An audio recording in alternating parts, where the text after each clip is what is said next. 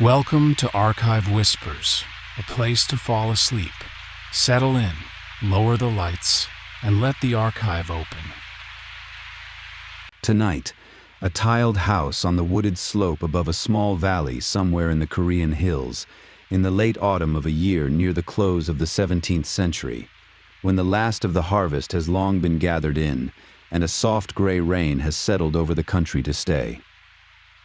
The roof is dark and heavy with it, and the deep eaves let the water fall in a long, even line onto the packed earth of the courtyard below. We will stay here through one unhurried evening and the long night that follows it, while the rain keeps its quiet rhythm on the tile, and the household room by lamplit room feeds the kitchen fire, lays its bedding out upon the warm floor, and turns slowly, the way the whole year is turning now, toward the cold season and toward sleep. The house sits low against the hillside, a cluster of tiled roofs gathered around an open earthen court, and from a little distance, through the gray veil of the rain, it seems almost to have grown there, settled into the slope among the dark pines and the bare persimmon trees. Its lines are long and level, the heavy roofs curving up at the corners with a slowness that the eye follows and forgets, and beneath them the timber and the paper and the stone hold their quiet against the falling water. A wall of stacked stone and earth runs around the whole of it, low and weathered, capped with its own small ridge of tiles, and a wooden gate stands in the wall where the path comes up from the valley. The gate is open, as it usually is by day, and through it one can see the court within, the bare swept ground darkened now and soft with rain, and beyond the court the raised face of the house itself, its doors closed against the damp, its eaves dripping in a steady, patient line. The path that climbs from the valley to the gate is worn smooth by long use, a track of packed earth and set stones that the rain has darkened now to the color of old iron. Water runs along it in thin, bright threads, finding the low places, gathering in the hollows of the stones, and where the path passes beneath the trees, the drip from the branches falls heavier and slower than the rain itself. It is a quiet way up, and on an evening like this no one is on it, only the water moving down as the eye moves up, toward the low dark roofs above. The roofs are the first thing the rain finds, and the last thing it leaves. They are laid in the old way, with wide concave tiles set in channels up the slope, and rounded cap tiles covering every seam, and beneath them a deep bed of packed clay that gives the whole roof its great, calm weight. The water gathers on the curved gray surfaces, runs down the shallow valleys between the rows, and slides at last over the lip of the eaves, where it falls free of the house entirely. Where the eaves reach out beyond the walls, the wood is dark and old, the rafter ends squared and worn, and the brackets that carry the great overhang are joined without a single nail, each timber cut to slot into the next and held there by its own weight and shape. The deep overhang keeps the rain well away from the paper doors below, so that even now, with the water falling steadily, the threshold of the house stays dry, and the line of dripping marks the edge of the eaves like a soft, unbroken seam in the air. Below the eaves run the doors and windows, and they are not glass but wood and paper, lattices of thin slats faced with handmade mulberry paper that has been oiled and aged to the color of weak honey. By day they let a soft, even light into the rooms, a light without shadows. By evening, with a lamp lit within, they turn the other way, and each papered panel becomes a panel of warm amber set into the dark face of the house, glowing quietly out into the rain. Along the front of the house runs a raised wooden floor, a broad veranda of polished boards lifted clear of the wet ground on short stone pillars, so that the air moves freely beneath it and the timber stays dry. In the heat of summer, this open hall is the coolest place in the house, but on a night like this it is a threshold only, a place to cross between the courtyard and the warm inner rooms, its dark boards faintly cool underfoot and gleaming where the lamplight reaches them. At the edge of the raised wooden floor where one steps up from the court into the shelter of the eaves, a row of shoes has been left on a flat stone, set there out of the wet.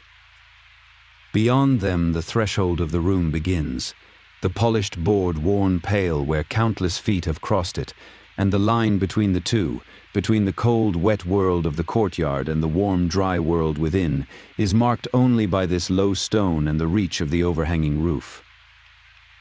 The rain falls just past the edge of it, a hand's breadth from the dry wood, and does not cross. The courtyard at the center of it all is bare and plain, an open room without a roof, its earth packed hard and swept smooth by long use.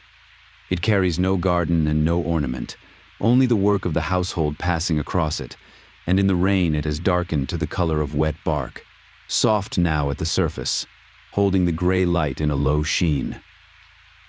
Around its edges the water has begun to gather in shallow, still pools that tremble faintly as the drops come down. Off to one side, near the kitchen, a low platform of flat stones holds a row of large, dark earthen jars. Their round shoulders wet and shining, their lids closed against the weather. They are the household stores of soy and bean paste and brined vegetables, kept in the porous clay that lets them breathe and ripen slowly through the seasons, and on an evening like this they stand patient and dark in the rain, gathering it in beads along their curved sides. Beyond the low wall, the land falls away into the gray, the pines standing black and wet against it, their branches bowed a little under the weight of the water, and here and there a persimmon tree holds up its last few fruits, bright points of dull orange among the bare dark wood. Nothing moves out there but the rain and the slow drip from the leaves.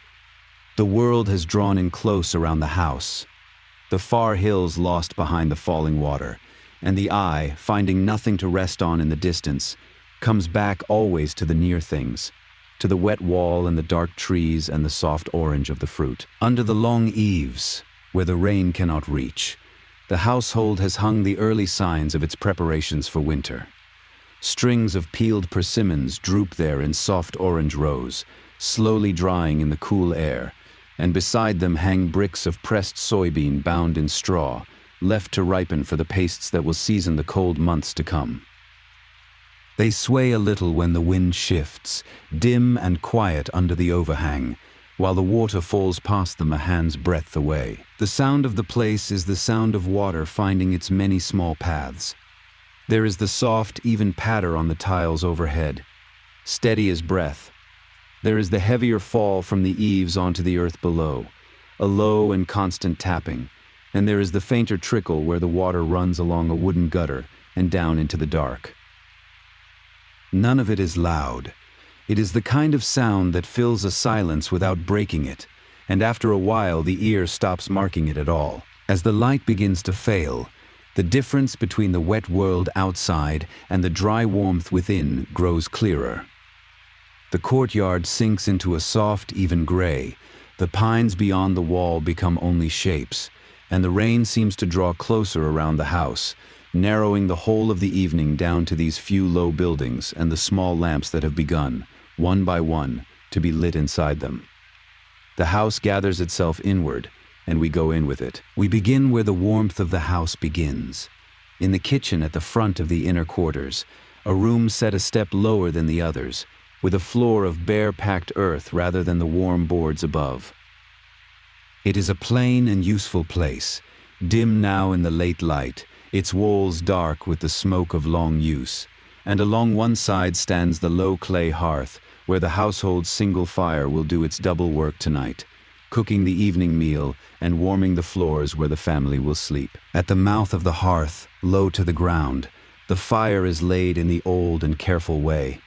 Dry firewood has been stacked beside it through the day, kept under the eaves and out of the rain, and a handful of straw and a twist of paper are tucked beneath the wood to take the first flame. Someone crouches there in the dimness, close to the earth, and feeds the small new fire with patience, sheltering it with a hand until it catches, and the light begins to climb along the underside of the iron pot above. Above the fire sits the great cast iron cauldron, set into the clay top of the hearth, and in it the rice for the evening has been washed and left to cook. As the fire steadies, the water within begins its slow work, and a soft warmth rises from the heavy lid, a faint sweetness of cooking grain that drifts through the kitchen and out into the wet air beyond the door. The iron holds the heat and gives it back gently, and the surface of the lid grows misted with the steam. Beside the firewood is stacked against the wall, split and dried through the warmer months and brought in now armful by armful as the evening needs it. The wood is good and dry, and it takes the flame readily, burning with a low steady sound, a soft crackle and settle that rises and falls beneath the patter of the rain outside. Now and then a piece shifts as it burns through, and a small scatter of sparks lifts and dies against the dark of the chimney throat, and the one who tends the fire reaches in with an unhurried hand to set the wood true again. What makes this fire more than a cooking fire is where its heat is allowed to go.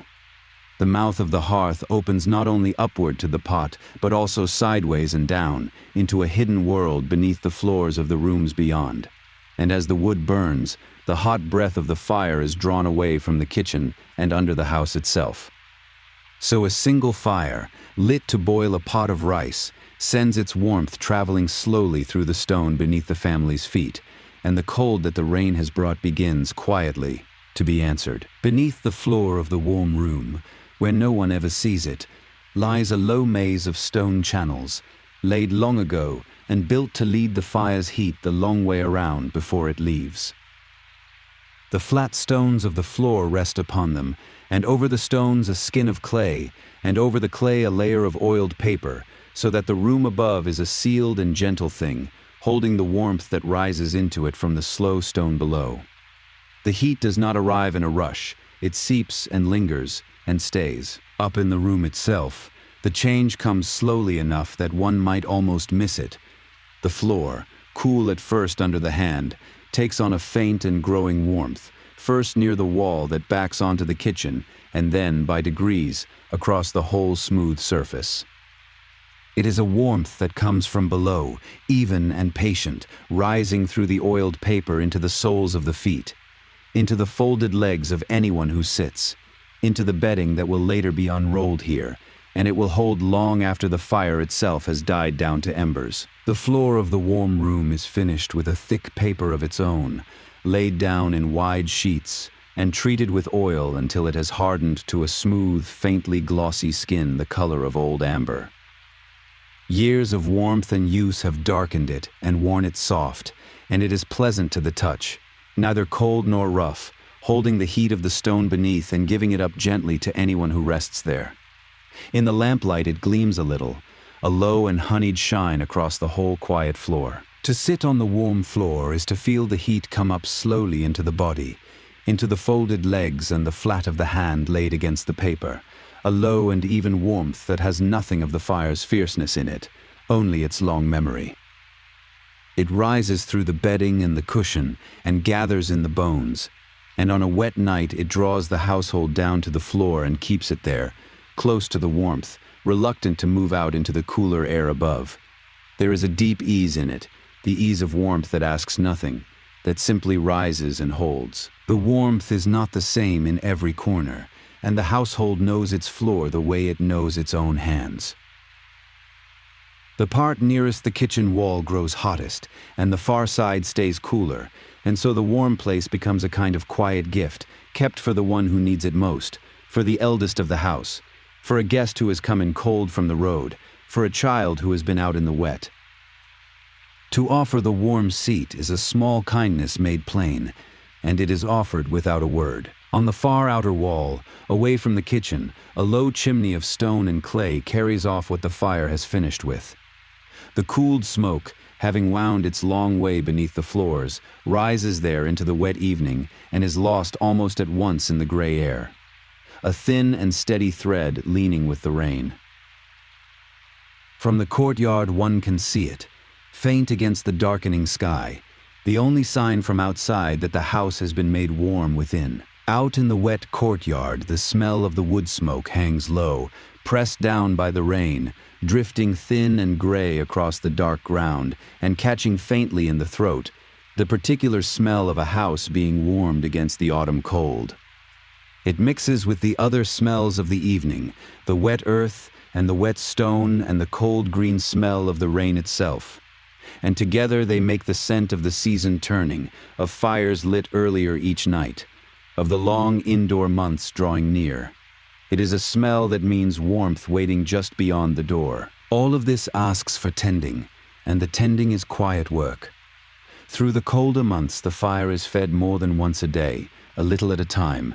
Quick straw and crop stalks for the cooking, slower wood for the long warmth of the night, and someone must judge by the weather and the hour how much is needed. On a wet evening like this one, with the chill of the rain pressing at the walls, the fire is kept a little longer and a little fuller, and the kitchen stays the warm heart of the house, while the light outside goes from gray to dark. And so, while the rain goes on falling beyond the door, the warmth gathers and spreads beneath the house, unseen and unhurried. The stone holds it, the clay holds it, the oiled paper gives it up by slow degrees to the rooms above, where the lamps are lit now, and the family is settling in for the evening. The cold has not gone from the world outside, but here, within these walls, it has been answered, gently and well, and the night ahead will be a warm one. Toward the front of the house, nearest the gate, lies the room that belongs to the master of it, the room where he reads and writes and receives the few who come to see him. It is the quietest room in the house and the plainest, by choice rather than by want, for the taste of a scholar runs to bareness, to clean wood and empty wall, and a very few good things kept close at hand. Tonight, with the rain at the windows and a single lamp lit, it is a small warm island of paper light in the dark front of the house. The light comes from a small oil lamp set on a low wooden stand, a shallow dish of pressed perilla oil with a twist of wick floating in it, its flame no larger than a thumbnail and the color of warm honey. Such light is dear, the oil pressed slowly from seed and not spent without thought, and so the evening is built around this one small flame, the household drawn near to it, the far reaches of the room left to the dark. It leans and trembles a little when a draught finds it, and steadies again, patient as the rain. Beyond the small reach of the lamp, the room falls away into a soft and gathered dark, the far corners lost, the shapes of the chest and the bookcase only guessed at, their edges caught here and there by the faint amber light. The scholar sits at the center of this small island of brightness, and the dark around him is not empty but full of the quiet familiar things of the room, the books and the brushes and the worn wood, all of them waiting in the shadow, needing no light to be known. The lamp asks nothing of the dark, and the dark asks nothing of the lamp. They sit together, easily, through the long evening. Around the flame, the papered walls give the light back softly. The lamp throws its glow against the oiled mulberry paper of the doors and the low window, and the paper, translucent and warm, spreads the light evenly through the room without any hard edge or shadow, so that the whole small space seems to be lit from within its own walls. Beyond the paper, the rain falls on, a gray murmur just outside, and the lattice frame stands dark against the glow, a fine grid of lines holding the soft amber square in place. The scholar sits low to the floor, on the warm paper over the heated stone, before a small writing desk of dark wood, whose legs are barely a hand high. There are no chairs here and no raised table, for the warmth is in the floor and the body keeps close to it, folded and still, and the desk is made for one who sits this way, its surface near the lap, its lines clean and unadorned. He sits with his back to us, a dark and quiet shape against the lamp, and for a long while he does not move at all. On the desk lie the few things a scholar keeps closest, the four companions of his study, and each has its place. There is the brush, its soft tip drawn to a fine point and resting on a small carved stand. There is the stick of ink, hard and black, smelling faintly of pine. There is the paper, pale and waiting, and there is the inkstone, a flat dark stone with a shallow well at one end, worn smooth by long grinding. They are not many, and they are not new, and they are valued less for their richness than for the years of quiet work they have shared. To make the ink is the first slow act of the evening's work. A few drops of water are let fall into the well of the stone from a small dropper, and then the stick of ink is taken up and ground against the stone in patient, circling strokes, round and round, until the water darkens and thickens into a smooth black liquid. It is unhurried work, almost without thought, and as the stick turns, the faint scent of pine soot rises from the stone. The smell of the ink itself, made of soot and glue and ground now back into something that will hold a line. The smell of the ink rises faintly as it is ground, a clean, dark smell of pine soot and old glue, faint but distinct, the smell of the work itself. It is a smell that belongs to this hour and this room, to the lamp and the paper, and the slow circling of the stick upon the stone, and over the years it has soaked into the wood of the desk and the very walls, so that the room holds it always, a low note beneath the smell of the lamp oil and the warm floor. To one who has spent a life among books and brushes, it is the smell of evening, of quiet, of the mind settling to its familiar work. When the ink is ready, the brush is dipped and drawn against the stone's edge to shed what it does not need, and then it moves to the paper. The hand travels slowly, the line laid down with care, thick and thin by turns as the pressure shifts, and the marks gather column by column down the page in the old script that runs from the top. There is no haste in it. A character is formed.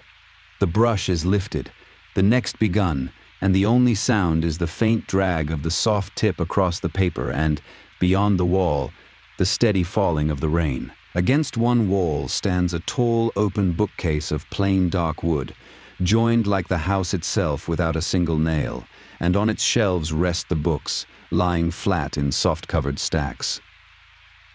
They are sewn at the spine with thread through a row of evenly spaced holes. Their covers are patterned dark, and they hold the classics he has read many times over and will read again. The texts copied and printed and handed down, the slow accumulation of a life of study. A few lie nearer the lamp, marked with slips of paper, waiting to be taken up. He takes a book from the case and opens it across his knees, the soft cover bending easily, the pages thick and faintly rough beneath the fingers, sewn at the spine with thread gone dark with handling. The characters run down the page in even columns, printed from carved blocks or copied long ago by some patient hand, and his eye moves over them slowly, finding the familiar phrases, resting on them, moving on.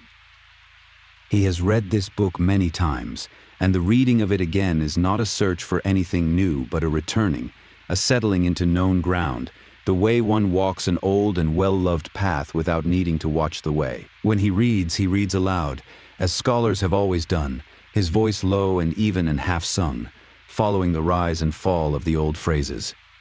It is not a performance and not meant for any ear but his own.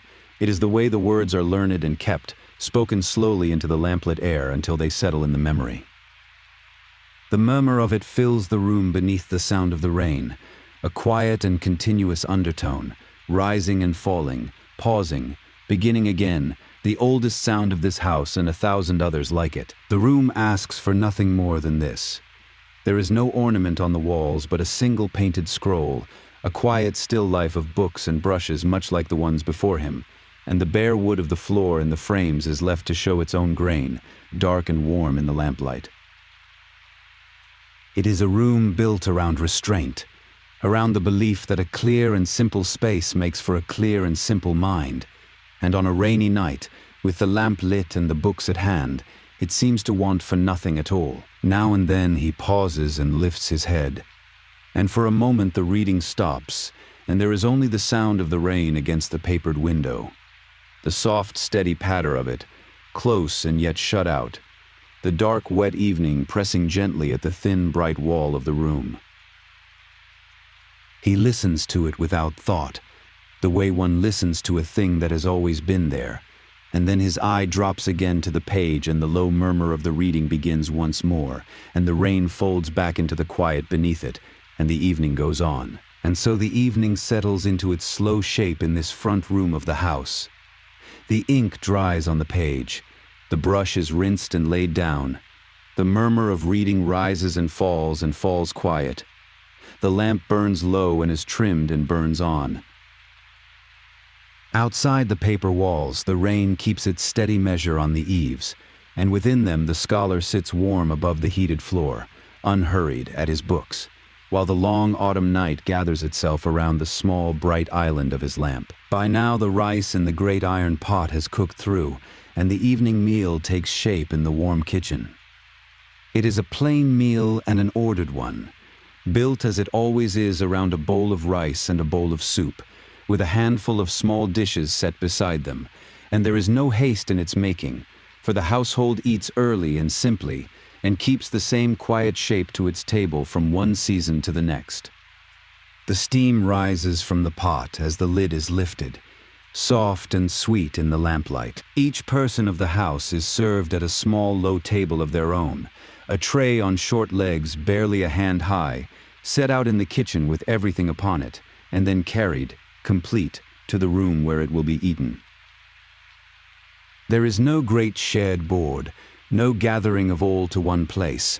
Instead, the little tables go out one by one through the house, each carrying its own bowl of rice, its own soup, its own small dishes, and each set down before the one who waits for it on the warm floor. The heart of the meal is the rice and the soup, set side by side, the one white and warm and faintly sweet, the other a clear and simple broth of vegetables and bean paste, steaming gently in its bowl.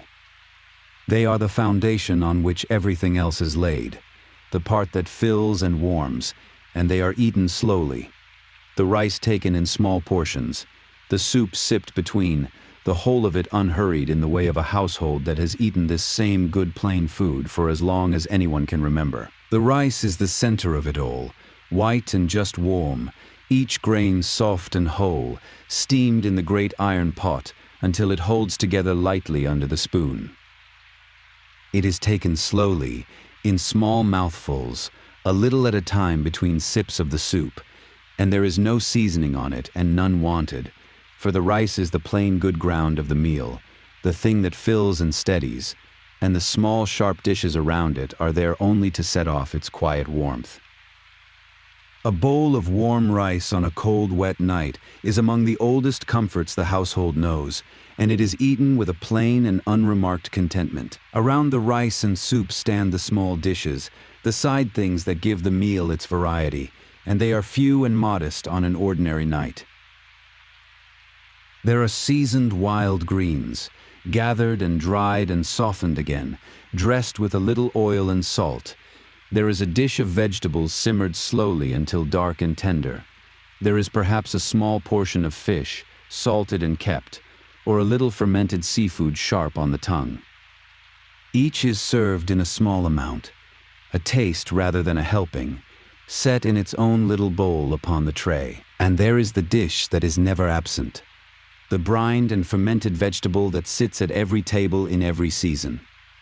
In this house, in this year, it is a pale thing, radish and greens salted down in clear brine with a little garlic and ginger, crisp and cool and clean on the tongue, with none of the deep red that later ages would bring to it. It has come up from one of the dark jars on the stone terrace, where it has been quietly ripening, and it is set out now in its small white bowl, plain and sharp and good beside the warm rice. The brined vegetables come up from the dark jars on the terrace, lifted out a portion at a time, and set in their small dish, cool and clean and sharp from their long quiet keeping. They carry in them the work of an earlier season, the salting and the packing away, the slow change worked by salt and time in the cold of the buried clay, and to eat them now, in the deep of the wet autumn, is to eat a little of the summer that made them. The household has done this for as long as anyone can remember, putting the harvest away into the jars and taking it out again through the lean months, and the sharp, cool taste of it is the taste of the year kept and carried over. All of these small dishes are bound together by the same quiet art, the slow craft of fermentation that the household practices year upon year. The bean pastes that flavor the soup, the dark soy that seasons the greens, the brined vegetables in their jars, all are made by letting time and salt do their patient work, so that the harvest of one season is carried, changed and deepened, into the months when nothing grows. It is a cuisine built not on fire and quick cooking, but on keeping, on the long ripening of things in the cool dark of the earthen jars outside. The trays go out to their separate rooms, for the house keeps its old divisions even at the table. The master eats in his front room among his books, the women and children at their own trays in the inner quarters, and the meal is taken not as one gathering, but as several quiet ones, each in its own warm space, each behind its own papered doors. The one who has carried the trays moves softly between the rooms, setting each down, taking each away when it is finished, and the rain goes on outside through all of it. In each room, the meal is eaten quietly, the doors closed against the wet, the lamp set near, and the only sounds are the small ones of eating in the rain beyond the wall. There is little talk, for the food is familiar, and the day is ending, and there is no need of words. The warmth of the floor rises through the folded legs, the steam lifts from the bowl, and the evening settles deeper into its quiet. To eat so warm and dry and unhurried while the rain falls outside is a plain and complete thing, and the household takes it as it has taken 1,000 such evenings, without remark and without haste. In each room the meal is eaten quietly and without much talk, for the food is familiar, and the evening is for rest. A bowl of warm rice on a cold, wet night is a simple comfort that asks for no comment, and the small dishes are taken in their turn, a little of this and a little of that, the chopsticks moving slowly, the brass spoon dipping into the soup. The warmth of the floor rises through the folded legs, the lamp burns close by, and the rain at the window makes the dry warmth within feel all the deeper. When the rice is nearly done, there comes the last small ritual of the meal, the warm drink that closes it. Water is poured into the iron pot where a thin crust of rice has scorched and browned against the hot metal, and it is left to simmer a moment until it takes on a pale and toasted color and a faint nutty sweetness, and then it is poured out warm into a bowl. It is a humble thing, made of what would otherwise be left behind, and it is drunk slowly at the end of the meal, plain and warming, a small comfort against the cold of the night. The warm drink is taken slowly, both hands about the bowl, the faint toasted sweetness of it rising with the steam, and it is the last small comfort of the meal, the thing that closes the evening's eating and warms the body one final time before the night. It asks for nothing and is made of nothing, only water and the browned crust of the rice. And yet on a cold, wet night, it is a quiet pleasure all its own, the kind of small good thing that fills the spaces of an ordinary life. The bowl is emptied, set down, and for a while no one moves, held by the warmth of the floor and the fullness of the meal and the steady sound of the rain. Then the trays are gathered up again and carried back to the kitchen, the bowls stacked and set aside to be washed, the floor wiped clean. The fire has burned down a little with the cooking, and it is fed once more against the long night ahead, so that the warmth beneath the rooms will hold until the morning. Beyond the door, the courtyard is fully dark now, the rain a steady sound in the blackness, and the house, fed and warm, draws further into itself, room by lamplit room, toward the quiet of the night. Deeper in the house, set furthest from the gate and screened behind its own walls and court, lie the inner rooms, the quarters of the women of the household, and it is here that much of the evening's quiet work is done.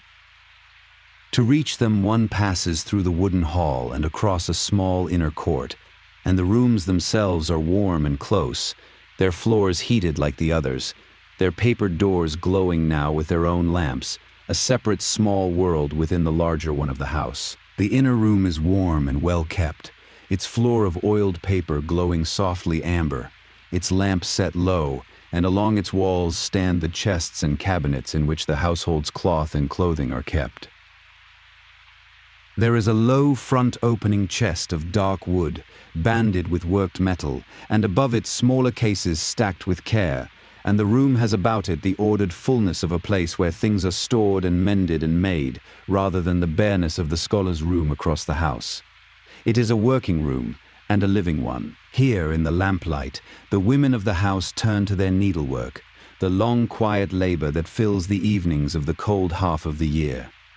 There is always sewing to be done, robes to be made and mended, seams to be let out and taken in, cloth to be cut and hemmed, and it is taught from girlhood as a thing a woman should do well, so that the hands move with a practiced ease even in the dim light, the needle rising and falling, the thread drawn through and pulled taut over and over in the warm and lamplit room. The needle moves in and out of the cloth with a small even rhythm, drawn through and pulled taut, drawn through and pulled taut, the thread hissing faintly as it runs, and the hands that guide it move without hurry and almost without thought, practiced in the work since girlhood.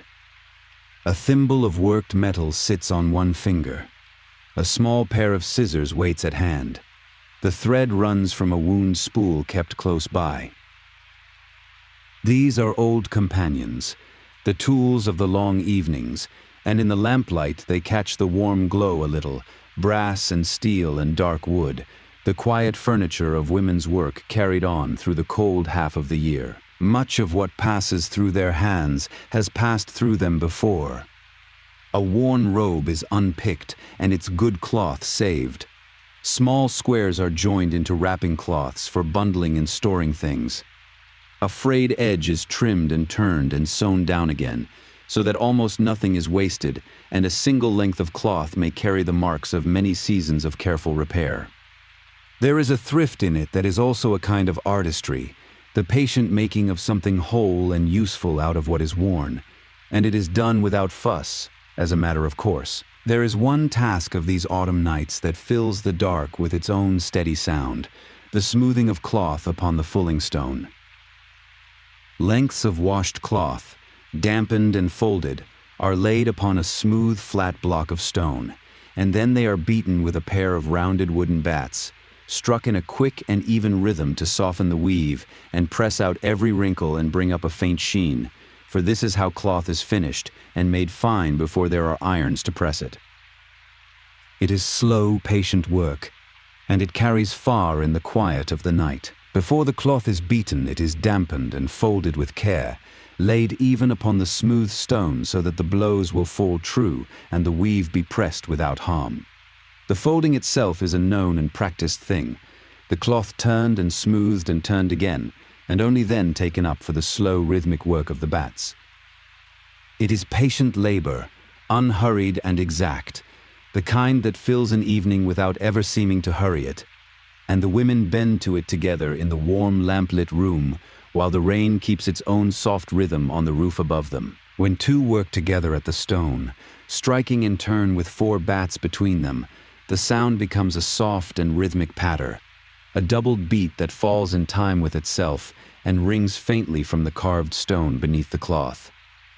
Each stone is said to have its own note, and the sound of the bats carries out through the papered walls and into the rainy dark, mingling there with the patter of the rain itself, until the two are hard to tell apart, a gentle percussion of the autumn night that drifts from house to house across the sleeping country. The cloth that takes this care is thin and fine, ramy and hemp and, for the better robes, silk, woven through the warmer months and now being readied for the cold.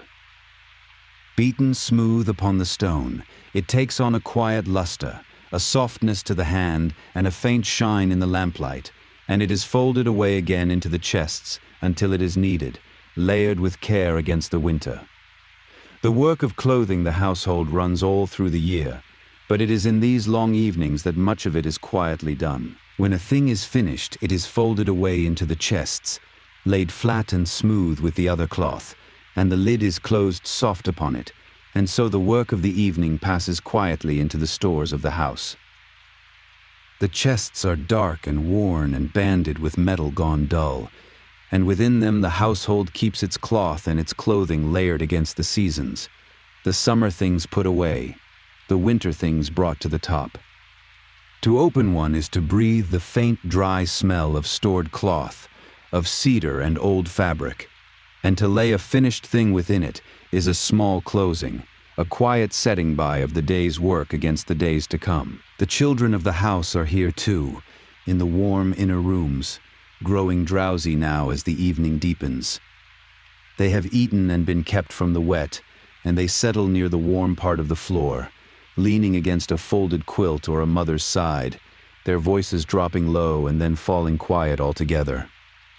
The warmth from below and the steady sound of the rain and the soft rhythm of the needle and the bats work on them as they work on everyone, drawing them down by slow degrees towards sleep. The youngest are the first to give way to the warmth and the late hour, leaning at last against a folded quilt or a mother's side and slipping, between one quiet moment and the next, into sleep. No one mocks the moment. It simply comes, the small head growing heavy, the breathing going slow and even, and a hand reaches out without pausing in its work to draw a quilt a little higher. The warm floor holds them, and the rain and the soft rhythm of the needle hold them, and they sleep there in the lamplight while the women work on into the evening above their quiet breathing. Through all of this, the rain keeps on, unhurried beyond the walls, and the inner rooms hold their warmth and their soft light against it. The needle rises and falls, the bats keep their quiet rhythm. A chest is opened, and a folded thing laid in, and the lid closed soft. A lamp is trimmed. There is no event in any of it, nothing that asks to be remembered, only the long ordinary evening of a household at its tasks, warm and dry and unhurried while the autumn rain falls on the dark country outside. All through these late autumn days and into the evenings, the household has been laying in its stores against the winter, and the rainy night does not stop the slow work of it. The harvest is gathered and the fields are bare, and now comes the season of keeping, of turning the plenty of autumn into things that will last through the cold months when nothing grows, and the house and its yard and its jars are given over to this patient labor of provision. The greatest of these tasks is the making of the winter store of pickled vegetables, the work of many hands done as the cold first sets in. Radishes and greens are brought in by the basket, washed and trimmed and salted down, layered into the great earthen jars with garlic and ginger and a scattering of seasoning, pale and clean, for in this year the deep red spice of later times has not yet come to the table. It is cool, brisk work, the salt sharp on the hands, the vegetables crisp, and it is done together, a household and its neighbors bent over the same task in the failing light. The filled jars are taken to the terrace and, where the ground allows, set down into the earth up to their dark shoulders, for buried so they will keep their contents cool and slow through the deep of winter, neither freezing nor spoiling, ready to be opened a little at a time when the snow lies on the yard. It is an old solution to an old problem, the keeping of food through months of cold without fire or ice, and it asks only of the household that it dig and lift and bury now, while the rain falls, so that there will be something cool and sharp to eat in the lean white months ahead. The buried jars stand in their row with only their dark shoulders and closed lids above the wet earth, and the rain beads and runs upon them, and gathers in the hollows of their lids, and falls away into the soaked ground around. They will sit so through the deep of the winter, the cold of the earth holding their contents slow and sound, and when the snow lies on the yard the household will come out to them, and lift a lid and take what it needs, and close the lid again. For now they only wait, dark and patient in the rain, the autumn's work sealed away within them against the long white months to come. Under the eaves, where the rain cannot reach them, the persimmons hang in their long orange strings, peeled and threaded on twists of straw, and left to dry slowly in the cool, moving air. Over the weeks they will soften and darken and shrink, and a fine, pale bloom of their own sweetness will rise to their skins, so that by deep winter they will be soft and dark and honey-sweet, a small treasure kept for the cold. Now they sway gently under the overhang, bright against the gray, the rain falling just past them in the dusk. Beside the persimmons hang the bricks of pressed soybean, boiled and pounded and shaped and bound about with rice straw, left to ripen in the cool air under the eaves and in the warm corner of the heated room. In time they will be broken up and brined in the dark jars to become the pastes and the soy that season every meal of the year, the deep and patient foundation of the household's table. They are humble, plain things, these straw-wrapped blocks, and the whole of the coming year's cooking waits quietly within them. The bricks of pressed soybean hang in their straw bindings under the eaves and in the warm corner of the room, and as they ripen they take on a deep earthy smell, dark and a little sharp, the smell of the slow change working within them. It is not an unpleasant smell, only a strong and honest one, the smell of the household seasoning being made, and it mingles under the overhang with the cleaner smells of the rain and the drying fruit. In time, these plain straw-bound blocks will give the whole year its savor, the pastes and the dark salt liquid that go into every soup and every dish, and so they are tended and turned and left to do their slow work in the cool, moving air. There are other things drying too, less bright but no less useful, strung and hung wherever the air can reach them. Radish greens are plated and hung to dry for the winter soups. Strips of gourd are looped over poles. Mushrooms and wild ferns gathered in their season lie spread to lose their moisture. Nothing of the autumn's gathering is let go to waste. All of it is dried or salted or buried or pressed, turned into a form that will keep, so that the bare months will find the household's shelves and jars and rafters quietly full. Strung along the rafters and under the eaves, the drying things sway a little in the moving air. The plaited radish greens and the looped strips of gourd and the dark gathered mushrooms, all of them giving up their moisture slowly into the cool, dry shelter of the overhang. They are humble stores, the small savings of the autumn, the things that will thicken a winter soup or stretch a lean meal, and there is a quiet plenty in the sight of them, in the loaded rafters and the hung rows, the house making itself ready in the old patient way. The rain falls past them and does not touch them, and they dry on through the wet evening, gathering toward the winter. In a sheltered corner of the inner court, where the rain falls soft upon it, a last chrysanthemum stands in flower, pale and late and unbothered by the cold. It is the autumn flower of the scholar, valued above the others precisely because it blooms when the rest have gone, holding its quiet color into the frost as a kind of steadiness, a constancy that the old books praise. No one has cut it. It is left to stand where it grew, gathering the rain on its folded petals, a small bright sign of the season's late and failing beauty in the gray of the wet yard. The chrysanthemum stands a little apart in its sheltered corner, pale against the wet dark of the stone behind it, and the rain gathers on its folded petals and weighs them gently down and runs away. It is the last color in the yard now, the asters and the field flowers long gone, and it holds its place in the cold with a kind of quiet stubbornness that the old poets loved, blooming when the rest have given up, asking nothing of the failing season. No one tends it and no one cuts it. It is left to stand and to fade in its own time, a small late grace in the gray of the turning year. Inside, against the coming cold, the paper of the doors and windows is being renewed. The old paper, grown thin and brittle over the year, is peeled away from the wooden lattice, and fresh mulberry paper is cut and pasted over the frames, smoothed flat and left to dry tight and clean. It is work done now, before the hard cold, so that the rooms will hold their warmth and keep out the wind, and a newly papered door has about it a clean pale glow, taut and bright, ready to catch the lamplight through the long nights to come. With the jars buried and the persimmons hung and the soybeans set to ripen and the paper renewed, the house has made itself ready, and the whole of its life begins now to draw inward toward the warm floors and the lamplit rooms.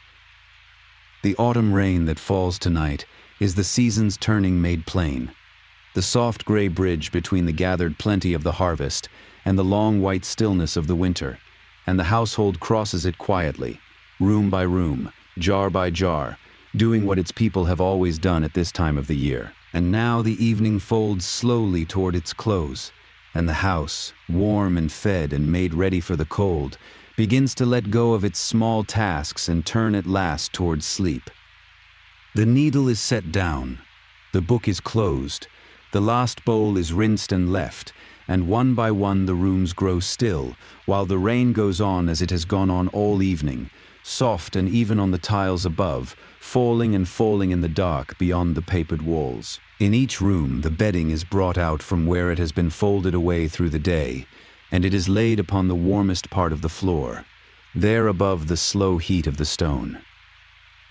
A thin mattress is unrolled, smoothed flat with the hands, and a quilt laid over it, soft and full, and the simple making of this bed is the same in every room, and has been the same for longer than anyone can say.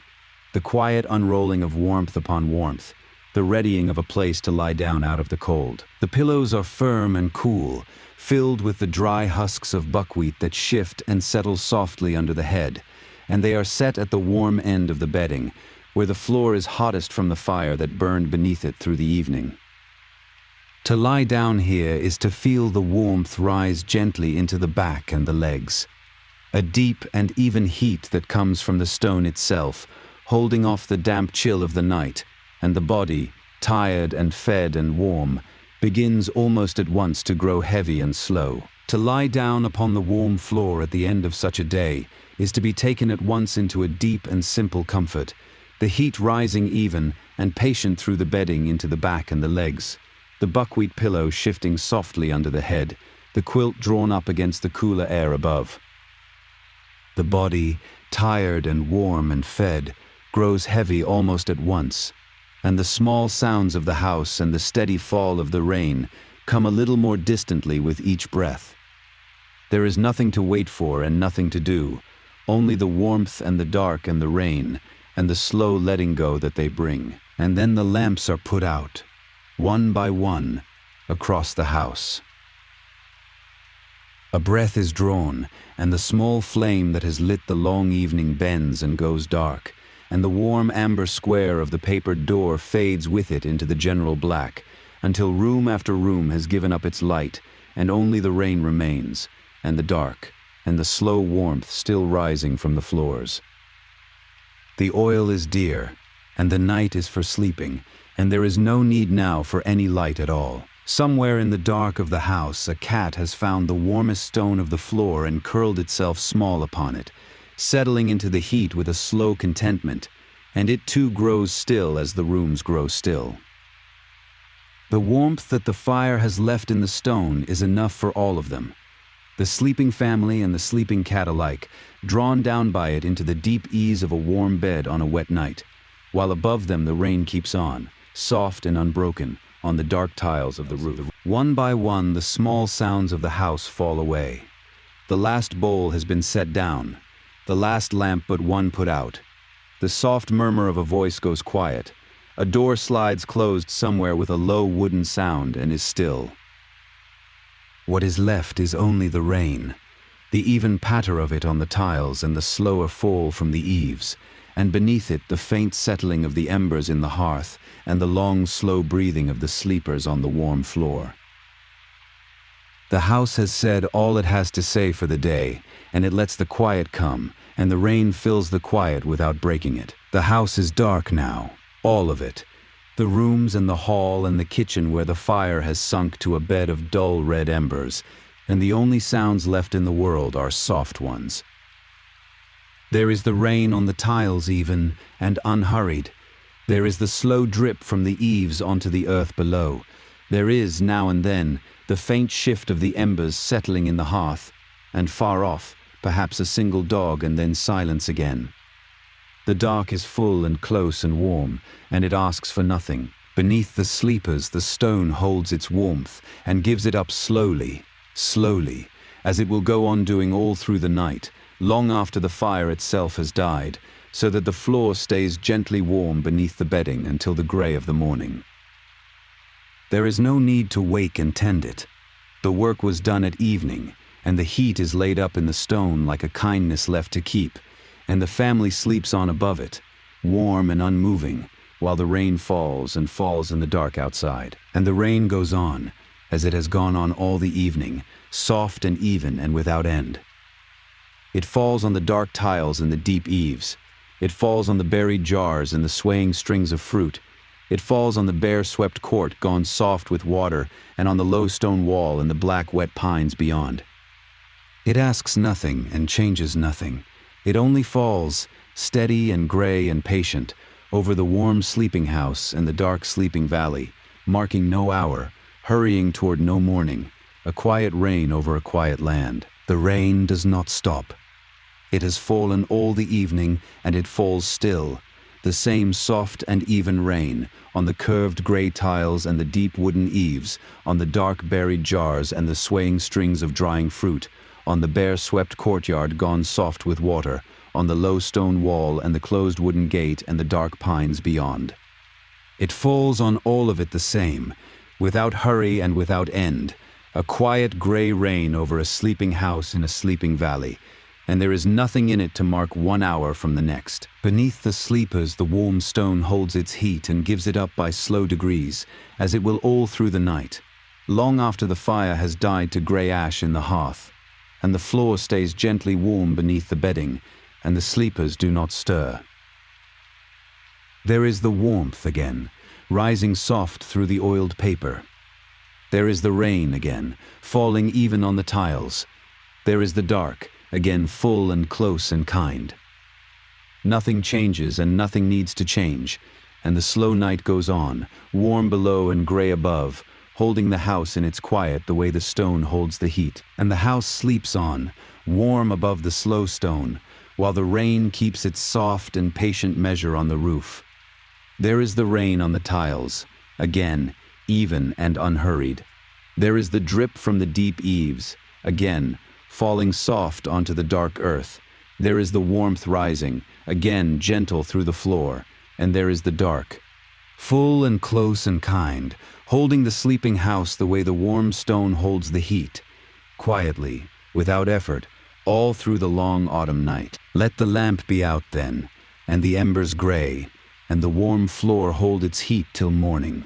Let the family sleep, and the cat sleep, and the jars wait in the cold earth, and the fruit darken slowly under the eaves. Let the rain fall on, soft and gray and without end, through the long dark hours toward a morning still far off and in no hurry to come. There is nothing here to keep and nothing to remember, only the warmth and the dark and the rain, only the slow, unbroken quiet of an autumn night in an old house among the hills, falling softly, evenly, on and on, toward sleep. Let it fall, then, the soft gray rain, on through the dark hours toward a morning still far off. Let the embers cool in the hearth and the warmth stay in the stone. Let the family sleep, and the cat sleep, and the jars wait in the cold earth, and the persimmons darken slowly under the eaves.